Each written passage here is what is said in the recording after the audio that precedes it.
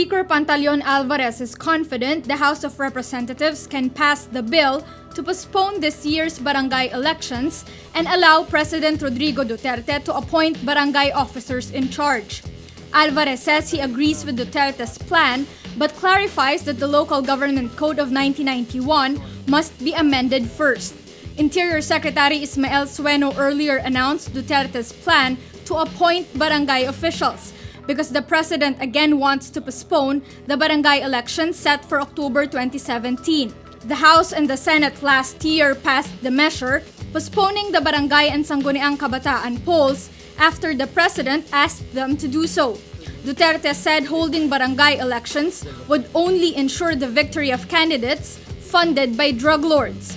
According to Sueno, the president wants hand-picked appointees in every barangay in the Philippines to rid the country of drugs.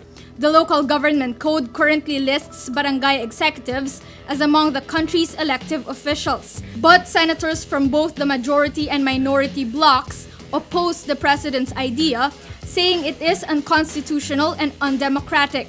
Senate President Coco Pimentel wants a meeting with Duterte to clarify details of his proposal. Pimentel says the Senate will study whether the 1987 Constitution or the Local Government Code would have to be amended.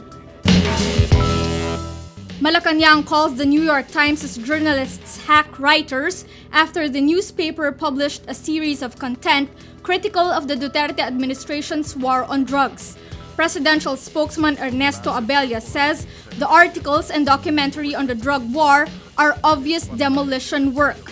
Abella says, quote, "One can only conclude that certain personalities and politicians have mounted a well-funded campaign utilizing hack writers and their ilk in their bid to oust the president."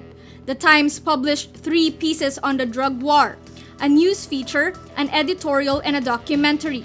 Abella says the reports fly in the face of the very high approval PRRD enjoys. A December 2016 survey found that 83% of Filipinos trust Duterte, but 78% were worried they could be the war on drugs' next casualties. Armed Forces Chief Eduardo Año says the Abu Sayyaf was forced to release its 3 remaining Malaysian hostages on Sunday after a series of clashes with the military in Sulu. 5 Malaysian crewmen of tugboat Serudung were kidnapped last July off the coast of Lahad Datu in Sabah. 2 were rescued last week. Año says the local terrorist group was overwhelmed by the presence of the troops in the area. He adds the Abu Sayyaf is still holding 27 more hostages, including 7 Filipinos.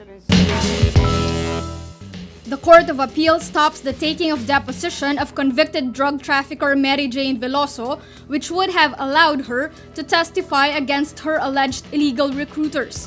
The CA's 11th Division last Thursday issued a temporary restraining order against the resolution of a Nueva Ecija court, which set the deposition of Veloso on April 27 from her death row in Indonesia. A written deposition would have allowed Veloso to strengthen the charges of illegal recruitment and human trafficking filed against Maria Cristina Sergio and Julius Lacanilao. Sergio and Lacanilao asked the CA to stop the deposition and invoked their constitutional right to confront the witness against them face-to-face. They also cited a Supreme Court decision which says that the taking of deposition through written interrogatories only applies in civil cases, not in criminal ones. Veloso was sentenced to death but was granted reprieve in 2015 after then-President Benigno Aquino appealed to Indonesian President Joko Widodo.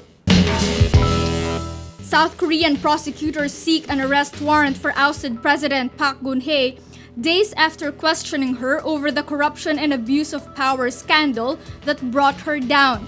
South Korea's top court confirmed the removal of Park from office earlier this month, ending her executive immunity. Park is accused of bribery, leaking government information, and abuse of power. Choi Sun-shil, Park's confidant at the heart of the scandal, is already on trial for forcing top local firms to donate nearly $70 million to nonprofit foundations, which she allegedly used for personal gain.